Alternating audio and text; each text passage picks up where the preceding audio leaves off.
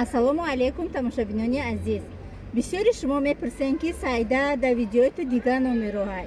Не, номерои дига одам нест тамошобиноно. Номерои духтаракои директорои командаи ма ҳай. Ҳамин хели видеороликчае ки шумо мебинен, номерое ки дар рӯи экранаш мебинен бинависен. Шумо директори сайдаен гуфт ки ҳо сразу регистратсия шавен. Директорои ма ҳамаш активнян, 24 соат дастгириясанд. Сразу шумо регистрация мекунанд, группаи обучения мондамо шумо добавить мекунем, сразу кора мефаҳмонем. И шумо агар мақсади асосии худтон надошта бошен, ҳабистраму старту директор мешен. Ҳадарка аз тарафи мо компания барои шумо бепул, кора омӯзонданам бепул. Ай шумо фақат мақсади худро гузоштану кор кардан. Телефону интернет тамом. Ҳамаи шуморо интизорум дар командаи худам. Салом апаву хоҳаро, подписчикои азизу меҳрубон. Ҳама каса созае, нағзаен, саломатиётон хубай, коракотон созай. Рӯзи ҳаматон пурфайзу бобарор боша, дӯстони азизи ман. Дӯстони азиз, ҳолам подписчикои меҳрубон, ҳолам дар фикр фурӯ рафтем, фикр карда шиштем. Барои ҳамо ман мехоҳам ки шумо фикр накунед, худтон азоб натиҳен. Ман барои шумо кор ёфтам дар компанияи Фаберлик ва бо як директори беҳтарин шуморо шинос мекунам, маърифӣ мекунам.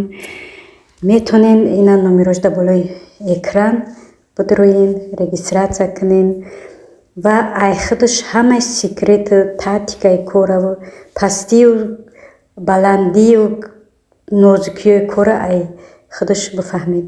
Дӯстони азиз, беҳтарин зан, беҳтарин директора. Ман қитиш гап задам, бовар кун, мегӯ ки 24 соат қитиш гап занам.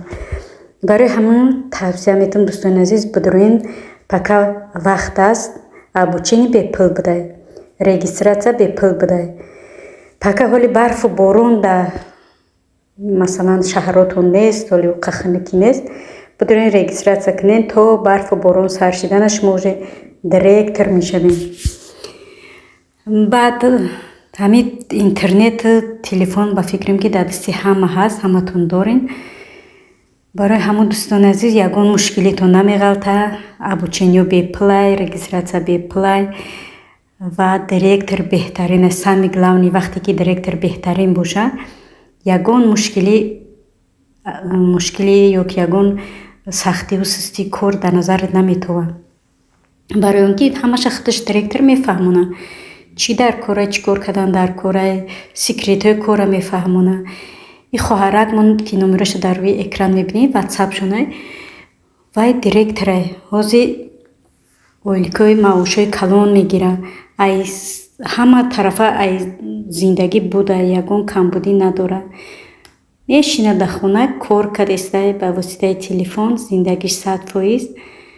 Барои ҳамон шуморам тавсия метавонам ки мисли ҳамин директор агар хоҳем ки ҳамихел зиндагитон 100% шава, бидроен дар ҳамин компания регистратсия кунед, дар ҳамин хоҳаракмон ва кортона пеш бибарен. Ягон мушкилӣ надора, ягон қиинӣ надора. Вақте ки мисол директор хуб боша, директор нағз боша, хушмуомила боша, ягон мушкилӣ намешава ба шуморо. Фақат пеш рафтан дар кора.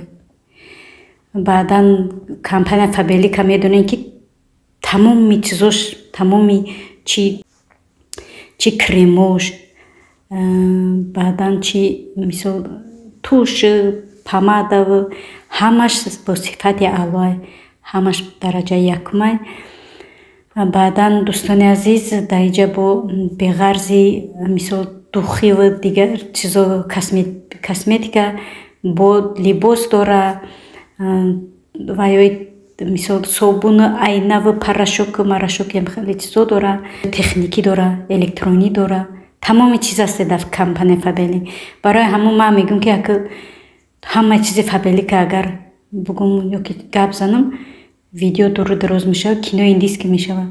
Барои ҳамин дӯстони азиз, бидроен ай худаш ҳамаша бифаҳмен ва кора сар кунем. Баъдан ба даҷа ман сурат мемонам, сурати ҳамон заное ки пешрафтан. Дар иҷа ҳамаи зано ай тамоми ҷаҳон, Узбекистон, Қазоқистон, Озарбойҷон, Доғистон, Чечения, занакҳои Тоҷик, занакҳои Армения, як гала зана кор мекуна, мардора бугу марду кор мекуна. ва бо гуфтанем ки дар инҷа метавонанд ки хоҳараку синфи 10, синфи 11 студентҳо асобина барои ҳамин студентҳо барои талабаҳои мактаб чӣ қадар лозима пул кор кардан барои китобу дафтар, барои ручка, барои қалам, барои ҷадвал, барои ҳамин чизо барои талабо, барои студентҳо беҳад зарур аст. برای ما دوستان عزیز شما را به کار دعوت میکنم. فکر نکنید که یگون کس گوش نکنید. نمیشوه میترسم نمیکنم همش در دست خودتونه. خودتون ترسونچک باشین، خودتون تنبل باشین، برای همین کارتون پیش نمیره. و شما برای کار میخوام اولوی اومدگیم بگین با او همه جهت کار میفهمونتون و با شما تاتیکه کار خشورتر میفهمونن.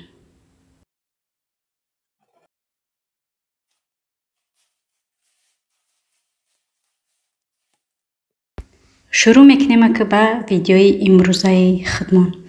دوستان عزیز در اول دیدین که ما خمیر کردم و خمیر پیتزا بود. خمیر پیتزا را کردم دوستان عزیز. در اینجا باشه سالاد کردم، سالاد کپوستی. ما خیلی در ویدیو گفته بودم ما همه وقت سالاد کپوستی را میکنم. سالاد سبزیگی نباشه کپوستی میکنم، کپوستی نباشه سبزیگی میکنم. ҳозир бисёртар ами салати капустиро мекунам, барои ки салати капусти бисёртар ами авқотҳои бирёнӣ қадим мехӯрем, чӣ қадar ба мазза ҳай. уже омӯхта шудем, бовар ки наметонем. ҳазор агар помидору бодринги чӣ боша, серавно мо ин салата ҳатман мекунем. хо сабзигӣ боша, хо капусти боша, ҳатман мекунемш тайёр. намехе дӯстони азиз иҷа боша ма хамири پیتزا رسیده اینا که بعد تیار کردنش میگذاریم، بولوش رنگبار میکنیم. کچوپ کردم جدا باور کنین همین خمیرش با مزه اومده، همین خمیرش نازکی وازدوشنی اومده. که برای چی خمیر وازدوشنی اومده دوستان عزیز؟ برای اون که ما فقط با شیر چی کردمشه، بعدا ماسکا دوختمش. ماسکا چقدر خمیره وازدوشنی کرد. اینجا باشه موهی ما با موهی کردم برای که بسیار دخترکای ما با موهی نغز میبینن. بسیار رنگ بالای چیره خمیره چی نکردم، گفتم میخوا الیف کیوی مانم یا که یگون چی دیگه مانم نگفتن و چای چی نکن. برای همو من نمیخواد کمک رنگ بارش کردم، موهی بالوش کردم. دوستان عزیز چه خیلی که من میخواد تیار میکنم، حتما انا میخواد تیار کنین. اول بمونین خمیر نان تون بپزه، با محصولات بالوش کنین، فقط سیره نکنین. وقتی که سیره میکنید قدی همون نان میپزه و سخت میشه. بعد خیلی با مزه میاد. خیلی که من نمیخواد تیار کردم رنگی چی با مزه نمیاد، به حد خیلی تیار میکنی با مزه می اومده. من اولم خیلی تیار میکردم، موزی دیگه یاد گرفتم من خیلی تیار میکنم. فقط اگه بکنم اول میپزم همه خمیر نان و محصولات بالوش، بعدا تیار کشیده سیره در بالوش میکنم، میپوشم در چی دخوفکه در علوی پست یا 5 minut 10 minut هم نه 5-8 minutش میمونم. سیر او میشه و نمیخواد همه قبا مزه میشه. که برای همین شما رو توصیه میدم که انا میخواد رنگ نمی تیار کنین. من دوستان عزیز اینجا که باشم میبریم مزه چیره، مزه پیتزا را میچیم همه قبا مزه ها. خیلی دوستان عزیز با شما در اینجا خداحافظی میکنم. لایک کامنتاری را فراموش نکنین، فکر و عقیدهاتون را نویسین. دوستان عزیز کدومی که مهمان نشده مهمان شود، کدومی که مهمانی نوه قدمکاش بالای دیده خوش آمده. به همتون رحمت دوستان عزیز، подписчикای عزیز مهربان و حتما بدروین در کمانده فابلی، در کمپانی فابلی رجیستراسیون شوین، کار کنین.